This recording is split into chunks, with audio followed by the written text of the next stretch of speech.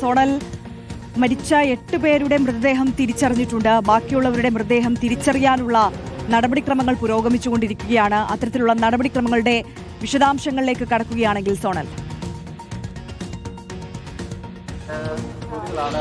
ആര്യ, പ്രധാനമായും പറയേണ്ടത് നമുക്ക് ഇപ്പോൾ 8 മൃതദേഹങ്ങളാണ് തിരിച്ചറിയാൻ വേണ്ടി കഴിഞ്ഞിട്ടുള്ളത് എന്നുള്ളതാണ് ഏറ്റവും പ്രധാനപ്പെട്ട കാര്യം. എന്തായാലും ഒരു മൃതദേഹം കൂടി മോർച്ചറിയിലുണ്ട്. അത് ആരുതാണ് എന്നുള്ള കാര്യത്തിൽ ഇപ്പോഴും ഒരു സ്ഥിരീകരണമില്ല. എന്തായാലും DNA ഉൾപ്പെടെ ശേഖരിച്ചുകൊണ്ടുള്ള പരിശോധനയാണ് നടക്കുന്നത്. ഏറ്റവും ഒടുവിൽ തിരിച്ചറിഞ്ഞിട്ടുള്ളത് വിജേഷ് എന്ന് പറയുന്ന ഇഞ്ചുമുടി സ്വദേശി, തൃശ്ശൂർ ജില്ലയിലെ ഇഞ്ചുമുടി സ്വദേശിയുടേതാണ്. നമുക്ക് ദൃശ്യങ്ങളിൽ കാണുന്ന VN വാസവൻ മന്ത്രി, അദ്ദേഹം മോർച്ചറിയിലേക്ക് എത്തുന്നുണ്ട്. ഇവിടെ DNA വിദഗ്ധരുടെ സംഘം എത്തിയിട്ടുണ്ട്. തൊട്ടു മുൻപ് ജില്ലാ കളക്ടർ പ്രതികരിച്ചതുപോലെ തന്നെ ഏറ്റവും പ്രധാനമായി നോക്കുന്നത് ഒരാളുടെ കൂടി DNA സാമ്പിൾ ശേഖരിക്കേണ്ടതുണ്ട്. നമുക്ക് ലഭിക്കുന്ന വിവരമനുസരിച്ച് വിഷ്ണുവിൻ്റെ അമ്മയുടേതാണ്. ആ സാമ്പിൾ കൂടി ലഭിച്ചു കഴിഞ്ഞാൽ കൃത്യമായിട്ട് എല്ലാവരുടെയും, അതായത് ഇവിടെ ഏകദേശം 32ഓളം ശരീരഭാഗങ്ങൾ ഉണ്ട് എന്നാണ് നമുക്കറിയുന്നത്. അതിൻ്റെ മുഴുവൻ ഇൻക്വസ്റ്റ് നടപടികൾ ഉൾപ്പെടെ കഴിഞ്ഞിട്ടുണ്ട്. എല്ലാ DNA സാമ്പിളുകളും ശേഖരിച്ചിട്ടുണ്ട്.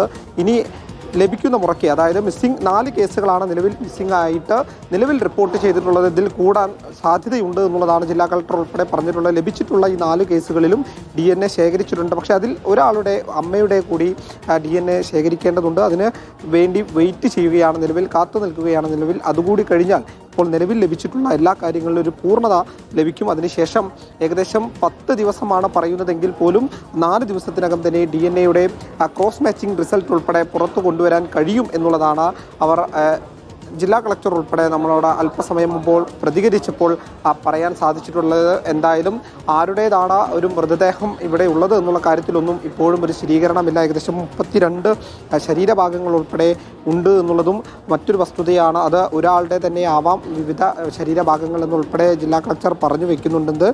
എന്തായാലും നിലവിലെ സാഹചര്യം അനുസരിച്ച് ആശുപത്രിയിൽ ചികിത്സയിലുള്ള 13 പേരിൽ കൃത്യമായി ഗുരുതരാവസ്ഥയിൽ തുടരുന്നവർക്ക് വേണ്ട ചികിത്സാ സൗകര്യങ്ങൾ ബേൺ യൂണിറ്റ് ഉൾപ്പെടെ ശക്തമായി തന്നെ തൃശ്ശൂർ മെഡിക്കൽ കോളേജിൽ പ്രവർത്തിക്കുന്നുണ്ട് എന്നുള്ളത് മറ്റൊരു യാഥാർത്ഥ്യമാണ്. അവർക്ക് ഏതൊക്കെ വിധേന കൃത്യമായ ചികിത്സ ലഭ്യമാക്കാൻ കഴിയുമോ അതെല്ലാം തന്നെ ചെയ്തു കഴിഞ്ഞിട്ടുണ്ട് എന്നുള്ളതാണ്. മറ്റ് ജൂബിലി ഹോസ്പിറ്റലിൽ ഏകദേശം 2ഓളം പേർ ചികിത്സയിലുണ്ട്.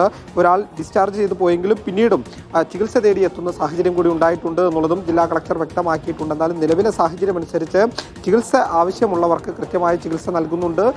പ്രാഥമികമായിട്ട്, അതായത് ഗുരുതരാവസ്ഥയിൽ തുടർന്നവർക്ക് ഏതൊക്കെ വിധത്തിലുള്ള ചികിത്സയാണോ നൽകുന്നത് അത് കൃത്യമായി തന്നെ കൊടുക്കുന്നുണ്ട്. ചീഫ് ഡോക്ടർമാരുടെ സംഘം ക്യാമ്പ് ചെയ്താണ് ഇവരെ ചികിത്സിക്കുന്നത് എന്നുള്ള കാര്യം കൂടി വ്യക്തമാക്കുന്നുണ്ട്. ഇനി അറിയേണ്ടത് DNA സാമ്പിളുകൾ, അതായത് മിസ്സിംഗ് കേസുകളായി ഇവിടെ എത്തിയിട്ടുള്ളത് 4 പേരാണ്. 4 പേരുടെ ഫാമിലിയാണ്. അങ്ങനെ അവരുടേതുൾപ്പെടെയും അതുപോലെ തന്നെ ഇവിടെയുള്ള ശരീരഭാഗങ്ങളുടെയും DNA സാമ്പിളുകൾ ശേഖരിച്ചിട്ടുണ്ട്. ഇത് ക്രോസ് മാച്ച് ചെയ്ത ആരൊക്കെയാണ് എന്നുള്ളത് കണ്ടെത്തേണ്ട സാഹചര്യമുണ്ട്. അങ്ങനെ എങ്കിൽ മാത്രമേ ഇക്കാര്യത്തിലൊരു സ്ഥിരീകരണം വരൂ. ആരൊക്കെ മിസ്സായിട്ടുണ്ട് എന്നുള്ള കാര്യത്തിലൊക്കെ സ്ഥിരീകരണം വരൂ. എന്തായാലും കൺട്രോൾ റൂം തുടർച്ചയായിട്ട് 24 മണിക്കൂറും തുറന്ന് പ്രവർത്തിക്കുന്നുണ്ട്. ഇന്നലെ നമ്മൾ കൺട്രോൾ റൂമിൻ്റെ നമ്പർ ഉൾപ്പെടെ പുറത്തുവിട്ടതാണ്. എല്ലാ പ്ലാറ്റ്ഫോമുകളും നമുക്ക് ആ നമ്പർ ലഭ്യമാണ്. അതിൽ വിളിച്ചാൽ കൃത്യമായിട്ട് മിസ്സിംഗ് ആണ് എന്നുണ്ടെങ്കിൽ ആ കാര്യങ്ങളൊക്കെ നമുക്ക് രേഖപ്പെടുത്താൻ കഴിയും. നിലവിൽ വന്നിട്ടുള്ളത് 4 പേരാണെങ്കിലും ഇനിയും അതിന് സാധ്യതകൾ, അതായത് ഇനിയും മിസ്സിംഗ് ആവാനുള്ള സാധ്യതകളുണ്ട് എന്നുള്ള കാര്യം കൂടി ജില്ലാ കളക്ടർ ഉൾപ്പെടെ പങ്കുവയ്ക്കുന്നുണ്ട്. നിലവിലെ സാഹചര്യത്തിൽ അങ്ങനെ മിസ്സിംഗ് ആയി വന്നു കഴിഞ്ഞാൽ അവരുടെ DNA കൂടി ശേഖരിച്ച് കൃത്യമായി ക്രോസ് മാച്ച് ചെയ്ത്